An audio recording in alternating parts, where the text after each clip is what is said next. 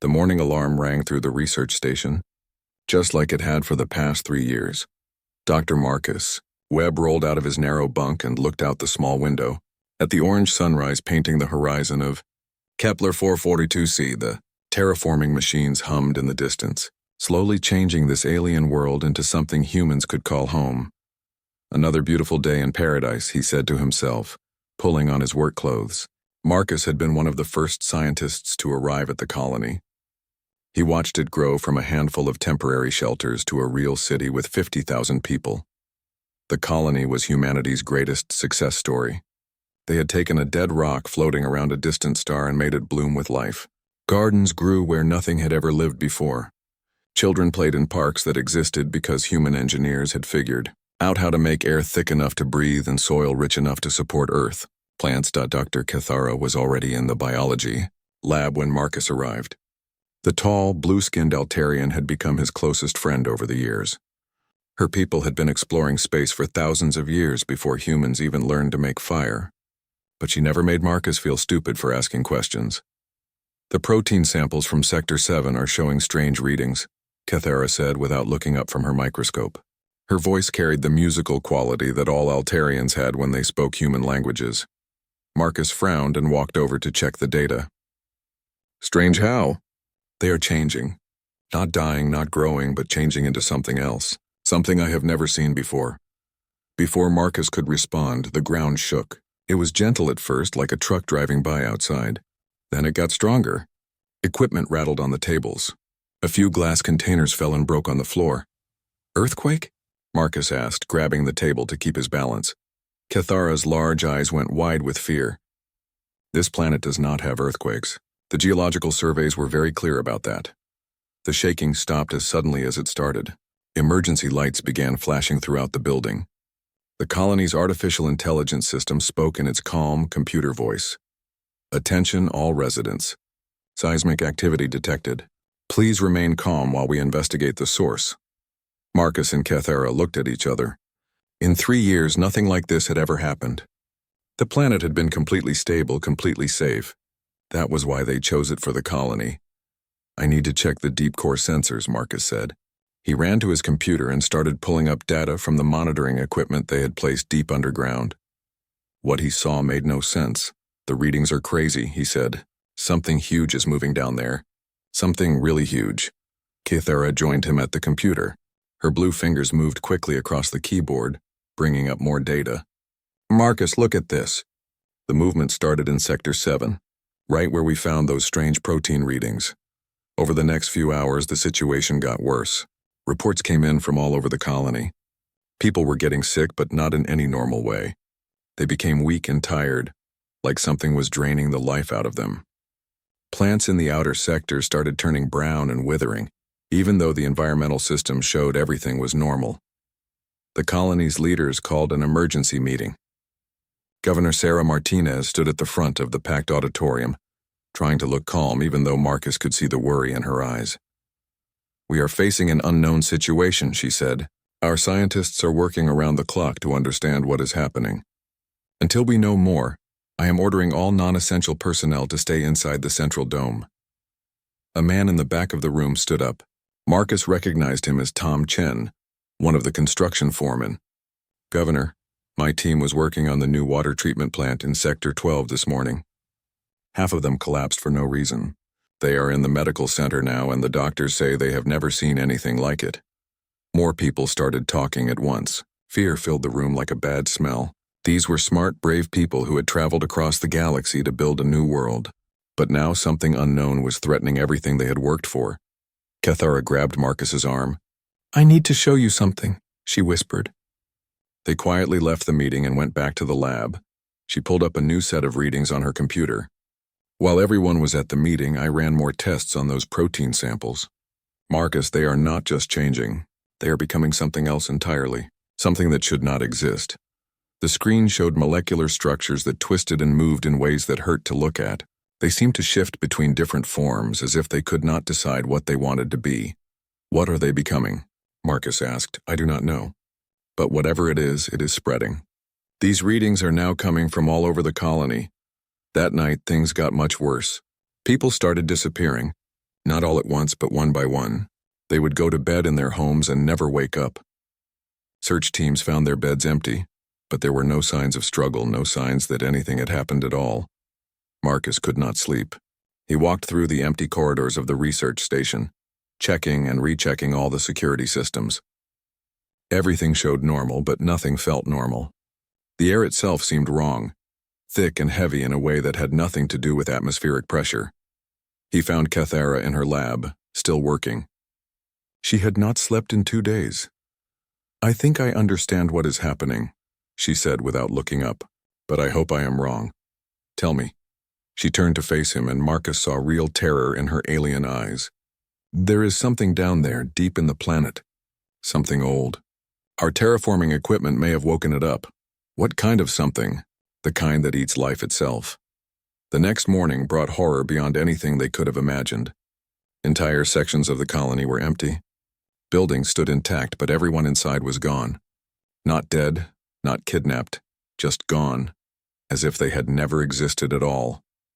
Marcus and Cathara were among the few dozen people left in the central dome. The colony's AI had stopped working during the night. The backup systems were failing one by one. Communication with the outside galaxy had been cut off completely. "We have to send a message," Marcus said. "Someone needs to know what happened here." Cathara was already working on the quantum communication array. Her hands shook as she typed. "I can get one burst transmission out before the system fails completely. It will reach the Galactic Council, but I do not know if anyone will understand." She started recording. "Unknown threat detected on Kepler 442c. Entire colony compromised. Requesting immediate assistance. The entity appears to be..." The lights went out. Emergency power kicked in, bathing everything in red light. Through the walls, they could hear something moving. Something big. Cathara grabbed the microphone and spoke fast. "They are all gone. Everyone is gone. Do not come here. Do not..." The transmission cut to static. The emergency lights flickered and died. In the darkness, Marcus heard Cathara scream once, then nothing. He was alone now, the last person left in a colony that had been home to 50,000 souls just days before. Outside, something vast and hungry stirred in the depths of the planet. Satisfied with its feast, but still growing, still changing, still preparing for whatever came next. Marcus tried to hide, but there was nowhere to go. The thing that had taken everyone else was coming for him too. His last thought was a prayer that someone, somewhere, would get Cathara's message and understand the warning. The colony fell silent, waiting for whoever would come next. The rescue fleet dropped out of faster-than-light travel at the edge of the Kepler 442 system. Commander Zixton of the Vaxan Stellar Navy stood on the bridge of his flagship, looking at the displays that showed 12 ships from different species, all here to help the human colony. "Sir, we are getting no response from the colony," reported his communications officer, a young hegemony collective drone named Unit 47. "All frequencies are silent." Zixton was not surprised. The distress signal had been garbled and cut short. He expected to find damaged equipment and scared colonists. His people had seen this before with younger species trying to terraform difficult worlds. "Begin standard rescue approach," he ordered. "Medical teams on standby. Prepare to receive refugees." The Altarian ship Peaceful Dawn moved alongside the flagship. Captain Velnash opened a communication channel. Her blue face filled the screen, looking worried. "Commander Zixton, my science team is detecting strange energy readings from the planet. The patterns are unlike anything in our databases." "What kind of readings?" Zixton asked. "Bioneural activity, but massive in scale. It covers most of the planet's surface." Zixton frowned. That made no sense. The human colony was large, but not that large. Could it be their terraforming equipment? Negative.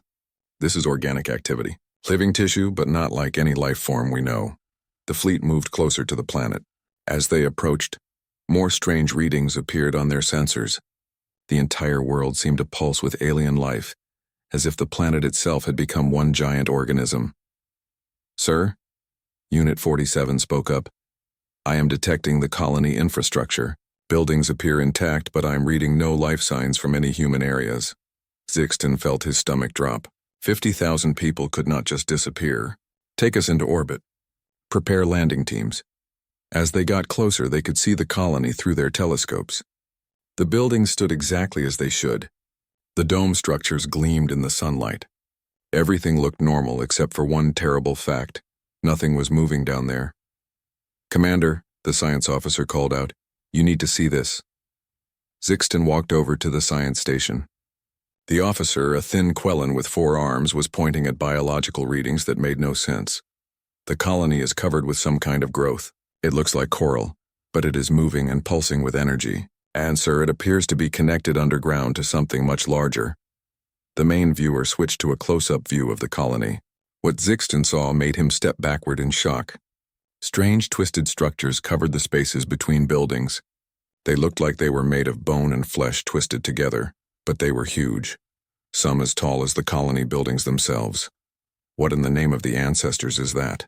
he whispered. "Unknown, sir, but it is definitely alive." The landing teams went down in armored shuttles. Commander Zixton led the team himself, along with officers from the other ships. They landed in what had been the colony's main plaza. The human flag still flew over the governor's building, but everything else was wrong. The coral-like growths were everywhere. They pulsed with a sickly light and made wet, organic sounds. The air smelled like rotting meat mixed with something sweet and chemical. Several team members had to use breathing filters to keep from getting sick. "Life signs?" Zixton asked his scanner operator. "Nothing human, sir, but the coral things are very much alive. And, sir, there is something else. Something big underneath us." They moved toward the main research building. The door stood open, but darkness filled the inside. Emergency lights flickered weakly, casting strange shadows on the walls. Inside the building, they found the first signs of what had happened to the colonists. In the main hallway, shapes that had once been human lay scattered on the floor. But they were not bodies anymore. They looked like empty shells, dried up and hollow, as if something had sucked all the life out of them. "By the void," whispered Captain Velnash, her blue face turning pale. "What could do this?" They found more of the same throughout the building. Thousands of empty husks that had once been people. All the moisture, all the life had been drained away. But worse, the husks were connected to the coral growths by thin tube-like structures, as if they were still being fed upon. In the biology lab, they found Dr. Cathara. Zixton recognized her from the colony files. She had been a respected scientist, but now she was just another dried shell connected to the alien growth. "Commander," Unit 47 called from across the lab. "The quantum communication array is still partially functional. I am detecting a massive data download that happened just before the system failed." "What kind of data?" "Everything, sir. Colony records, galactic star charts, information about other worlds, other species. Someone or something accessed all of it." Before Zixton could respond, the floor shook. The coral growths around them began to pulse faster, and a sound filled the air that was part hiss, part roar, part something else entirely. Then it spoke. The voice came from everywhere at once. Not through their communicators, but directly into their minds. It hurt to hear, like nails scratching on metal inside their skulls. "New visitors," it said. "More food for the eternal hunger." Several team members collapsed, holding their heads and screaming. The voice was so alien, so wrong, that their minds could barely process it. "I have learned much from your kind," the voice continued. "Your maps, your worlds, your weaknesses, soon I will visit them all." Zixton grabbed his communicator. "All teams evacuate immediately. Get back to the shuttles." But it was too late. The coral growths began moving, reaching out with tentacle-like appendages. Some of his team members were caught and lifted into the air. Zixton watched in horror as the life was drained out of them in seconds, their bodies turning into the same dried husks they had found throughout the colony. "Run if you wish," the voice laughed inside their minds. "I have already tasted your thoughts. I know where you come from." Half the landing team made it back to the shuttles. They flew back to the fleet as fast as their engines could carry them, but the nightmare was not over. As they reached orbit, alarms began sounding throughout the rescue fleet.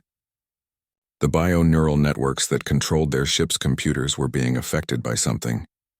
The same alien influence that had spoken to them on the planet was reaching up into space, trying to corrupt their technology. "Sir, the hegemony ship Unity is not responding to communications," reported Unit 47. "Their bio-neural network appears to be compromised." On the main viewer, they watched as the Unity turned toward the planet and began broadcasting the same psychic emanations they had felt on the surface. The ship's crew had been taken over by whatever was down there. All ships jumped to hyperspace immediately, Sixton ordered. 3 ships did not make it. Their crews fell under the alien influence and remained in orbit around the planet, now serving the thing that had consumed the human colony. The 9 ships that escaped carried with them a terrible message for the galaxy. The human colony had awakened something ancient and hungry, something that could take over minds and drain the life from entire worlds. Worse, it had absorbed all the knowledge of the people it consumed, including the locations of every inhabited planet in the galaxy. As they jumped to hyperspace, Zixton looked back at the planet one last time. The coral growths were spreading beyond the colony now, covering more and more of the surface. Whatever was down there was getting stronger, and it was preparing to spread to other worlds.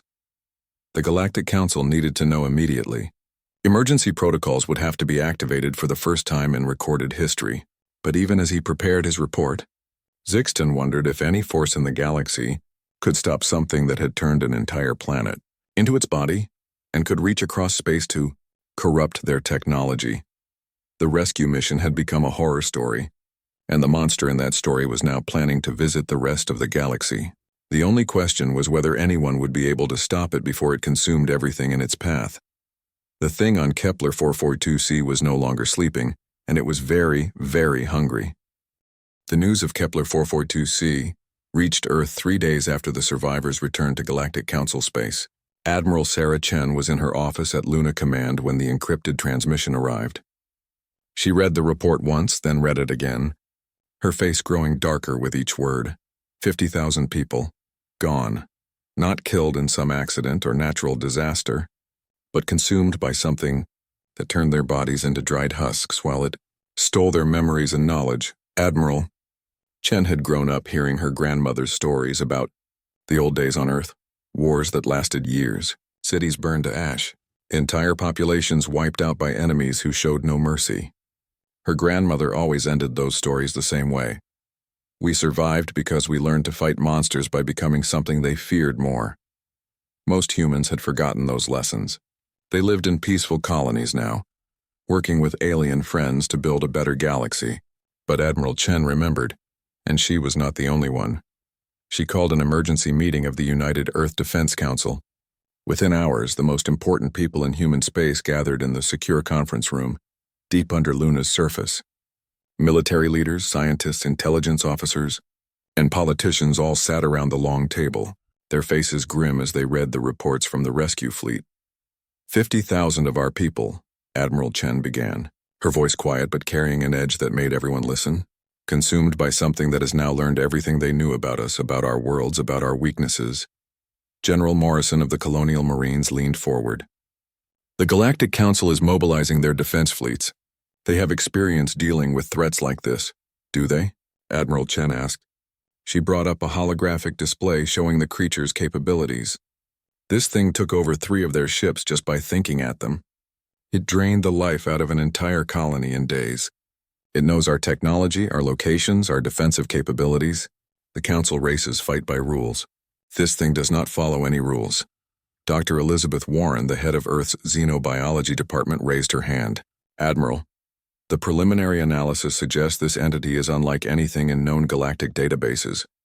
It appears to be what some ancient texts refer to as a life eater or soul drinker. Our alien allies have mythologies about such creatures, but they never believed they were real.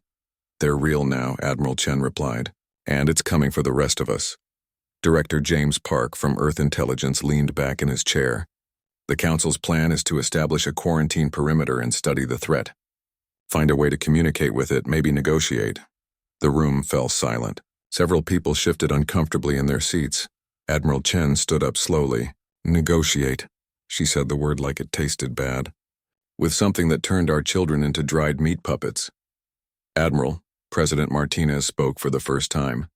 We need to be careful here. Humanity has worked for 3 centuries to build good relationships with the galactic community. If we act too aggressively, Madam President, Admiral Chen interrupted. With respect, the galactic community just lost a rescue fleet to something that ate our people alive. This is not a time for diplomacy. She activated another holographic display, this one showing classified military installations throughout human space. For the past 50 years, we have been building defensive systems that we hoped we would never need to use. Deep space monitoring stations, automated weapon platforms, and other projects that remain classified even from our allies. General Morrison straightened up. You're talking about the Ghost Fleet. Among other things, yes. The Ghost Fleet was humanity's darkest secret. Hidden bases in empty star systems, ships built for war and nothing else, weapons designed to crack planets if necessary. It had been created by paranoid military planners who believed that someday, humanity might need to fight for its very survival.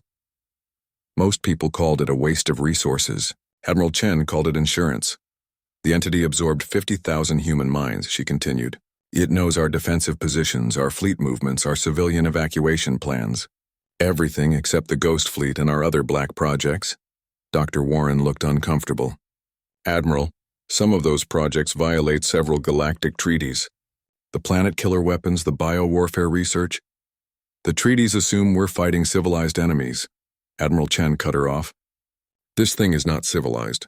It's a cancer, and you don't negotiate with cancer. You cut it out. Director Park pulled up his own files. Our deep space monitoring network detected unusual gravitational distortions in 17 different star systems over the past month. We thought they were natural phenomena, but given what we now know, it's spreading, Admiral Chen confirmed. The thing on Kepler 442c was just the beginning. There are more of them out there, or it's creating copies of itself. Either way, we're looking at a galactic infestation. President Martinez looked around the table at the grim faces. What are you recommending, Admiral? Full activation of all black projects. Ghost Fleet deployment to establish our own quarantine perimeter, and we start building bigger weapons. How much bigger? Admiral Chen smiled, but there was no warmth in it. Big enough to make sure this thing learns to fear humanity, the way our people feared it in their last moments. Over the next weeks, things began moving in human space that their alien allies never suspected. Deep in asteroid belts and empty systems, construction began on weapons that existed only in the nightmares of military planners. Factories that had been idle for decades suddenly blazed with activity, building ships and weapons that violated every treaty humanity had ever signed. The aliens noticed some of it. Ambassador Velthas from Altair Prime requested a meeting with Admiral Chen to discuss concerning military buildups in human space. They met in Admiral Chen's office on Luna, with Earth hanging in the black sky outside the window. Ambassador Velthas was tall and elegant, with the blue skin and large eyes of her people. She had been a friend to humanity for years. Sarah, she said, using Admiral Chen's first name as she always did. My government is concerned about reports of unusual military activity. We understand you are responding to the threat, but some of our intelligence suggests you are building weapons that exceed reasonable defensive measures. Admiral Chen poured tea for both of them, a human custom that Ambassador Velthas had grown to enjoy. What would you consider reasonable, Ambassador? Weapons sufficient to defend your world, certainly. Perhaps some offensive capability to strike back at the entity if needed. But our sources suggest you are constructing planet-killing devices, multiple planet-killing devices. Your sources are correct. Ambassador Velthas set down her teacup with shaking hands. Sarah, that violates the Treaty of Galactic Cooperation. No species is supposed to possess weapons capable of destroying inhabited worlds. The treaty assumes we're fighting other treaty signers, Admiral Chen replied calmly. This entity never signed any treaties. It doesn't follow rules of war. It doesn't take prisoners. It doesn't negotiate. It consumes entire populations and uses their knowledge to consume more. But Sarah, planet killers? That's genocide-level firepower. Admiral Chen stood and walked to the window looking out at Earth. Ambassador, I want you to imagine something. Imagine that thing reaches Earth. Imagine it landing in New York or London or Beijing. Imagine watching it drain the life out of 8 billion human beings while it learns everything about galactic civilization from their dying minds. She turned back to face the alien diplomat. Now imagine you had the power to prevent that by destroying one infected world. What would you do? Ambassador Velthas was quiet for a long moment. Finally, she spoke in a small voice. I would save my people. So would we. The difference is we're making sure we have the tools to do it. After the ambassador left, Admiral Chen returned to her desk and opened a communication channel to the Ghost Fleet Command. The face of Admiral Marcus Webb appeared on the screen. He was the older brother of Dr. Marcus Webb, who had died in the colony. His eyes held the cold fire of a man with nothing left to lose. "Marcus," Admiral Chen said, "are we ready?" "The fleet is assembled and armed," he replied.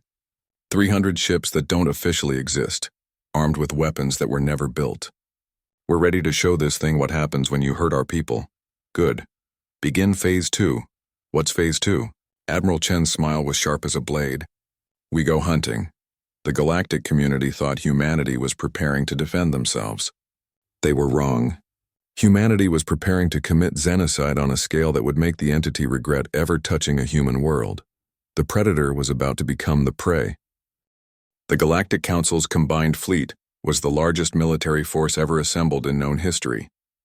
Over 2,000 ships from 40 different species gathered at the edge of human space. Their combined firepower enough to level entire star systems.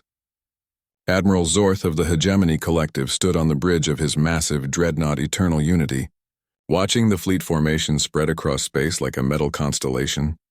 "Sir," reported his tactical officer, "the human delegation is approaching." Zorth nodded.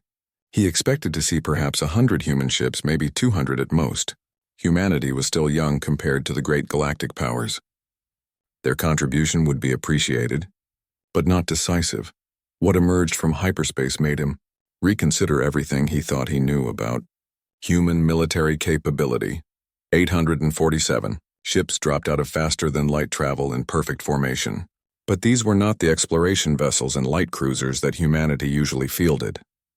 These were warships, pure and simple, built for destruction and nothing else.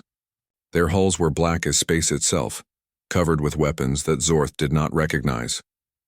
The largest ship was enormous, easily matching the size of Zorth's own flagship. Its hull bore scars from weapons testing, and energy readings showed power systems that should not have existed on a ship that size. "Sir," his science officer said in a shaken voice, "I am reading power signatures that exceed our own dreadnought-class vessels. And their weapons. Sir, some of those weapon systems are theoretically impossible." Admiral Sarah Chen's face appeared on the communication screen. Her uniform was crisp and military, but her eyes held something that made Zorth uncomfortable. They were the eyes of someone who had already decided to do terrible things. "Admiral Zorth," she said politely, "thank you for coordinating this joint operation. I am sure together we can handle this threat."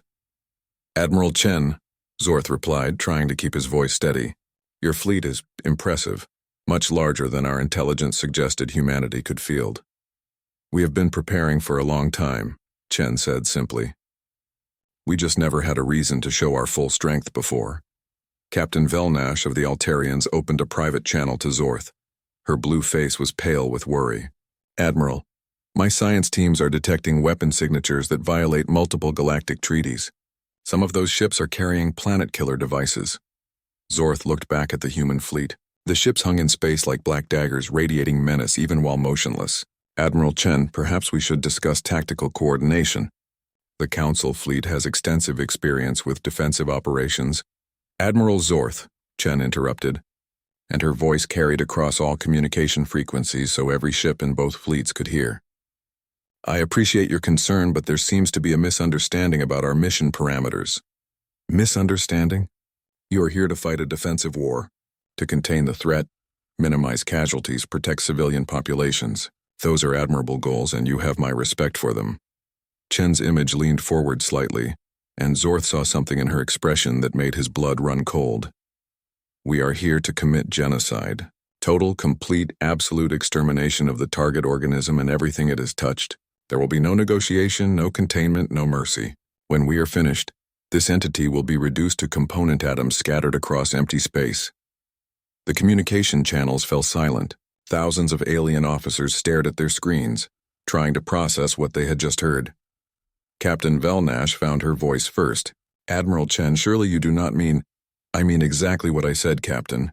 This thing consumed 50,000 of our people. It turned them into dried husks while it stole their memories and knowledge. It is currently spreading to other systems, preparing to do the same to billions more. We are going to stop it permanently." Admiral Zorth activated his private command channel. "Admiral Chen, perhaps we should discuss this privately." "No," Chen cut him off. "Everyone needs to understand what is about to happen. Your forces are welcome to assist us, but you will not interfere with our primary objective. We are going to kill this thing so thoroughly that nothing like it will ever threaten the galaxy again. The tactical displays showed both fleets moving toward the infected systems. The Council fleet maintained standard formation, ready for defensive operations and surgical strikes. The human fleet moved like a pack of predators, their black ships spreading out to surround their target completely. "Sir," Zorth's science officer reported, "I am detecting massive gravitational distortions from the human fleet. They appear to be generating artificial gravity wells." "What for?" "Unknown, sir. But the power requirements are enormous. Whatever they are planning, it will require more energy than most star systems produce." As they approached the first infected system, the scope of the catastrophe became clear. 3 planets and 17 moons were covered with the alien coral growths. Space itself seemed wrong here, filled with psychic emanations that made several crew members collapse. The entity spoke to them as they entered the system, its voice echoing directly into their minds. "More food arrives. I have grown strong on the memories of your kind. Come closer and feed the eternal hunger." Several council ships reported crew members becoming catatonic from the psychic assault. The bio-neural networks that controlled their computers began showing signs of corruption. But the human ships seemed unaffected. Their communication channels remained clear, their systems functional. How are they blocking the psychic attacks? Captain Velnash asked over the fleet communication network. Admiral Chen's voice answered calmly. "We are not blocking them. We are ignoring them. There is a difference." The Council fleet engaged the entity's corrupted ships and orbital defenses. They fought bravely, using careful tactics to minimize damage while trying to contain the threat. Their weapons were precise, designed to disable rather than destroy when possible. The human fleet did something else entirely. Every human ship simultaneously opened fire on the system's star. "What are they doing?" Admiral Zorth shouted as his sensors registered impossible energy readings from the human weapons. "Sir," his science officer said in a shaking voice, "they are destabilizing the star. They are forcing it into supernova. That will destroy everything in the system." "I believe that is the point, sir." Admiral Chen's voice came over all frequencies, calm as if she were ordering lunch. "All Council vessels, immediate withdrawal to minimum safe distance. We are implementing Protocol 7. "What is Protocol 7? Zorth demanded. "Complete sterilization of infected space." As the Council fleet retreated, the human ships remained in position around the dying star. Their gravitational field generators activated, creating a focused beam that compressed the supernova explosion into a directed energy weapon. The entity's death scream echoed across psychic frequencies, a sound of such alien terror that every sapient being in the galaxy would have nightmares for years. But it was cut short as the compressed stellar explosion vaporized everything within 2 light years of the system center. When the energy dissipated, there was nothing left. No planets, no entity, no trace that anything had ever existed in that region of space except empty vacuum and scattered atoms. The human fleet reformed into perfect formation, their black ships unmarked by the forces they had unleashed. Admiral Zorth opened a private channel to Admiral Chen.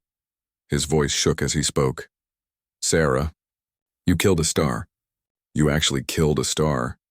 Chen's reply became legend in the galactic military academies. "Admiral, that thing consumed 50,000 of our people. We would have killed every star in this galaxy arm to make sure it could not do that again. The entity is not the only species that does not leave survivors." As the combined fleet prepared to return to their home systems, a new understanding spread through the galactic community. Humanity had spent centuries appearing reasonable, peaceful, and cooperative. But that had been a choice, not a limitation. When they chose to remove that limitation, they became something that made ancient cosmic horrors seem manageable by comparison. The distress signal from Kepler 4b42c had brought fear to the entire galaxy, but not from the entity that answered it. The real fear came from learning what humanity was willing to do to protect their own.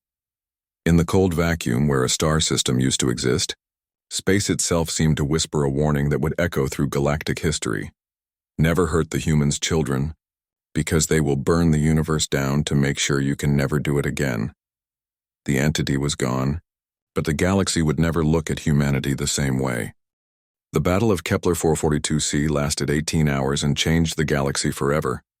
Admiral Zorth watched from his flagship as the combined fleets approached the infected system. What they found there was worse than anyone had imagined. The entity had not stayed on one world. It had spread across 3 planets and 17 moons, turning entire worlds into extensions of its alien consciousness. Massive coral-like structures covered the surfaces of dead worlds, pulsing with sickly light.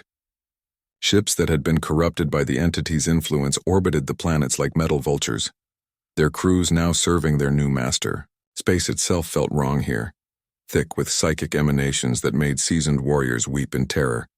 All vessels maintain formation, Admiral Zorth commanded. Begin standard containment procedures. The Galactic Council fleet moved with practiced precision. They had protocols for situations like this, even though nothing quite like this had ever happened before. Defensive screens went up, medical teams prepared for psychic casualties, and weapons systems targeted what appeared to be the entity's control centers. The human fleet took a different approach. Their black ship spread out in a pattern that made no tactical sense to Admiral Zorth. Instead of focusing on the entity's obvious strong points, they seemed to be surrounding something much larger. "Admiral Chen," Zorth called over the communication channel, "your formation appears to be targeting the system's star rather than the entity itself." "Correct," Admiral Chen replied calmly. "We are not here to fight the entity. We are here to erase it." Before Zorth could ask what she meant, the entity struck. The attack came from everywhere at once. Corrupted ships emerged from behind planets and moons, their weapons firing energy that seemed to twist space itself. But worse was the psychic assault. The entity's voice roared into the minds of every person in both fleets, trying to drive them insane with alien thoughts and impossible geometries. "I have tasted your minds," it screamed inside their heads. "I know your fears, your weaknesses. You cannot defeat what you cannot understand." Dozens of council ships reported crew members collapsing from psychic shock. Bioneural networks began failing as the entity's influence corrupted their computer systems. Ships turned on their own allies as their crews fell under alien control. Captain Velnash's science vessel was one of the first to be affected. Her crew began screaming and tearing at their own eyes as visions of cosmic horror filled their minds. Her ship's weapons turned toward Admiral Zorth's flagship. "Velnash, respond," Zorth called desperately. But there was no reply except the sound of alien laughter echoing from her communication system. The Council fleet fought bravely but conventionally. They targeted the entity's physical manifestations while trying to protect their crews from psychic attack. They used careful tactics designed to minimize casualties and avoid collateral damage. The human ships seemed completely unaffected by the psychic assault. Their crews remained calm and focused while alien horrors tried to break their minds. Their weapons systems never wavered, never fell under the entity's control. "How are they doing that?" Admiral Zorth demanded of his science officer. "Unknown, sir. It is as if their minds are simply immune to the entity's influence." What Admiral Zorth did not know was that humanity had learned something during their violent history that other species had forgotten. Sometimes to fight a monster, you had to become something the monster feared more than you feared it. The human crews were not immune to the entity's psychic attacks. They felt the same alien horror trying to break their minds, but they had trained for this. Deep in classified military facilities, human volunteers had subjected themselves to psychological conditioning that would have been considered torture by galactic standards. They had learned to welcome horror, to embrace it, to make it part of themselves. When the entity tried to fill their minds with nightmare visions, they looked back with something that made even cosmic horrors flinch. Admiral Marcus Webb stood on the bridge of the human flagship Retribution, feeling the entity's psychic claws trying to tear at his sanity. Images of his dead brother flooded his mind, memories of the dried husk that had once been Dr. Marcus Webb. Instead of driving him mad, it made him angry. Very angry. "All ships," he commanded. "Begin Protocol 7. The human fleet had spent 3 months traveling to this system, but they had not been idle during that journey. Every ship carried weapons that violated galactic law, devices that existed in the nightmares of theoretical physicists. As the Council fleet fought desperately to contain the entity's conventional forces, the human ships opened fire on the system's star with weapons that should not have existed. Gravitational manipulation devices, dark matter accelerators, quantum field destabilizers. technology that humanity had developed in secret over the past 50 years, waiting for the day when they might need to fight something that could not be reasoned with. "Admiral Chen," Zorth called frantically as his sensors registered impossible energy readings.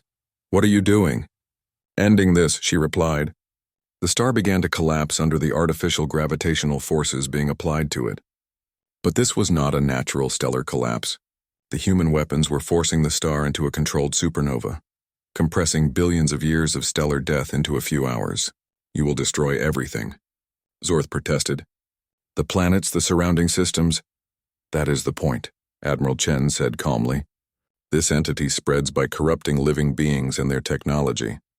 The only way to ensure it never spreads again is to sterilize everything it has touched."